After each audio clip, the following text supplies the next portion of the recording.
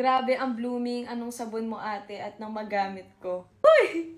Actually, lagi ko naman pinapakita to sa TikTok and alam niyo, super talagang effective sa akin yung sabon na yon. So, papakita ko siya sa inyo. So, ayan, dito nakastack ang aking mga sabon. Ayan. So, ayan, konti na lang po yung stock ko na nandito. So, meron akong Keidoshin soap and Shinko soap. So, ito yung ginagamit ko madalas. Ito guys, pwede ito sa face and body natin.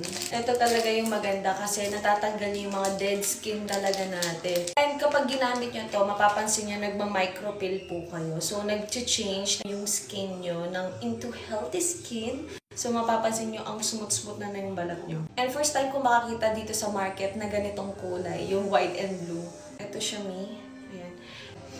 Ang bango talaga.